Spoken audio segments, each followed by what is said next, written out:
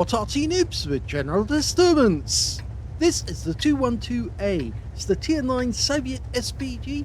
It's located on the east spawn of Airfield, and this one is under the command of Yarbas of OLIMP, and he's got one mark of excellence on the barrel of his howitzer. Get a move on, you lot. Game on.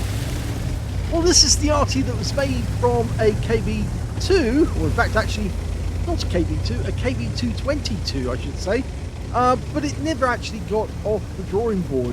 They actually only made two KV222s, and they tested those for the KV3 to actually test out if they could put extra weight on a KV and if it could take it. Well, he's got a 203mm howitzer capable of doing 900 alpha, 52mm pen, and 10.4 meters on the burst radius, between 12.5 and 30 seconds of stun. Rounds out. Direct hit, first shot, 354 hit points of damage. And that AMX, oh, it looks like the GWE-100 on our team also got a shot in there as well. Yes, the stun duration is quite long actually. 12.5 to 28 seconds means that you can actually keep an enemy stunned long enough so you can get some of these skills activated.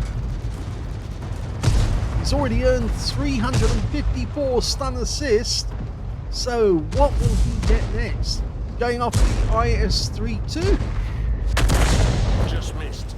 Only 14 hit points of splash. Okay, so it's only a tiny amount from that last shot. Oh, we can see the reload times have come back alive. They weren't active previously. Okay, the standard reload is 37.39. We've got a reload here of 28.42. Okay, ready to shoot. Rounds out. Job's not done. 415 hit points of damage. And he's actually got 833 of assist. Well, now he's got 1,159, and that means he's got the communications expert working, which means now his crew have got a efficiency bonus increase of 2.5%. That really does make a difference overall. And it's one of the things I'm recommending all Arty players to do is to use the communications expert.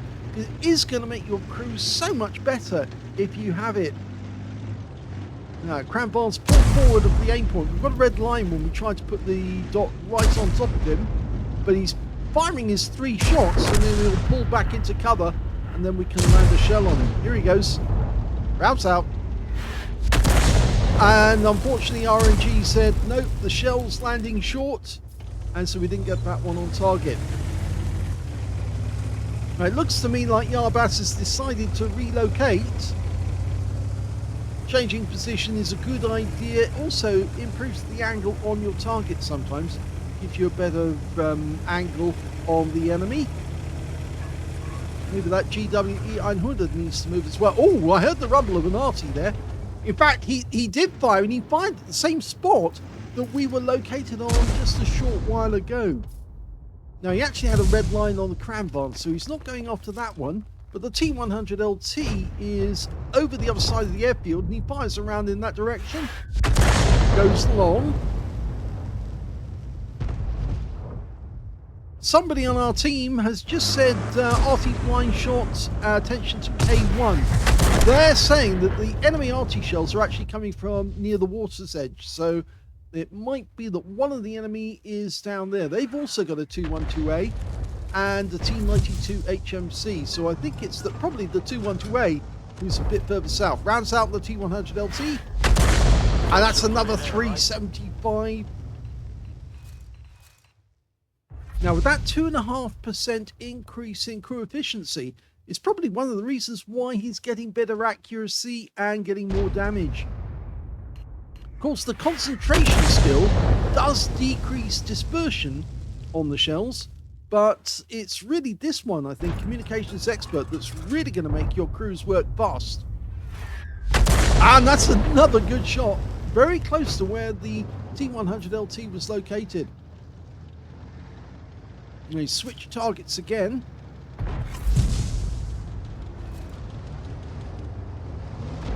It's nice to see the countdown again. I finally managed to get it working.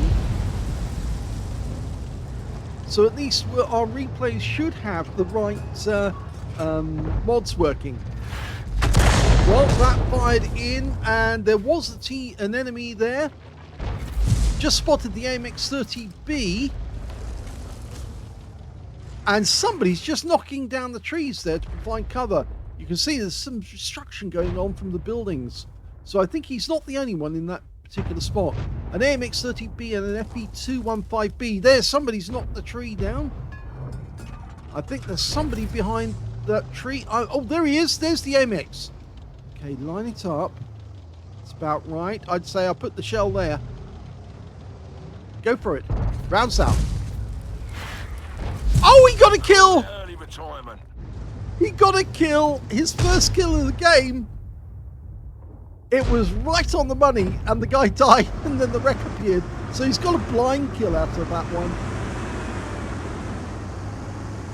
Oh, that's a good shot, Yabas. Okay, EBR moving slowly, which of course is not a good thing to do. Go and line the shot up, round south. Oh, he gets another one!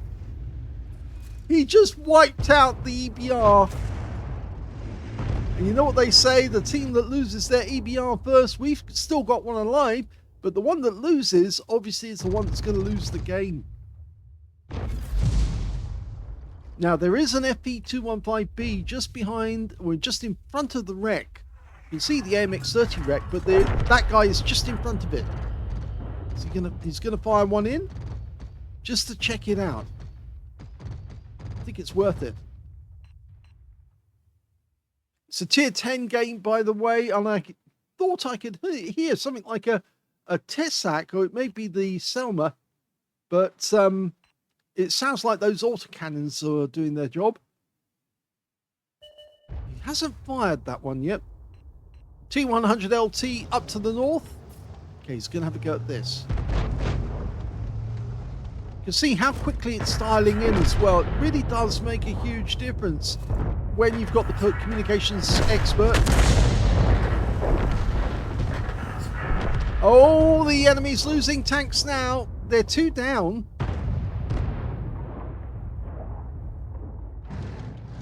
Okay, batch at 25 TAP. And there's the cram barn. We've got a no shot on the cram barn because we've got a red line. You can see the enemy Arty is going after our K91. And our EBR is now looking at the back of the map, and he's just found the T92. And he's gone. T92 just expired. They've already lost their 212A. I think it may have been the EBR 105 who got that one as well. So he might have a Pascucci's by now.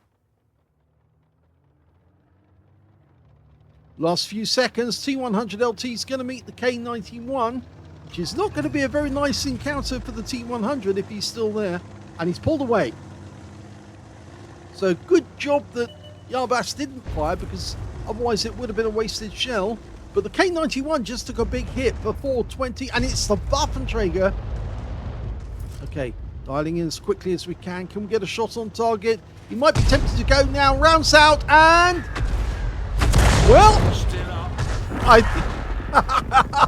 he actually got 265 out of it, but it looks like the other Arty on our team actually got a hit on the guy and penetrated him. There was all of a sudden there was this 800 hit point hit. I think that may have been the GWE 100. Now we're going after the FB215B 183, the Death Star. Rounds out.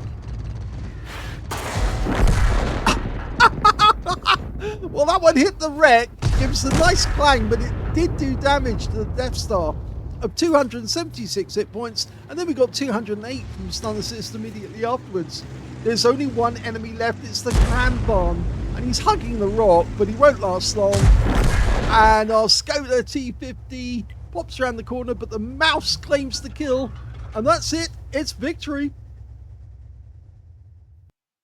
Here's the end of battle stats. And that was an ace tanker game from Yarbas of OLIMP in the 212A. He managed to get a bruiser medal for getting at least 5 critical hits. In fact, he got 7.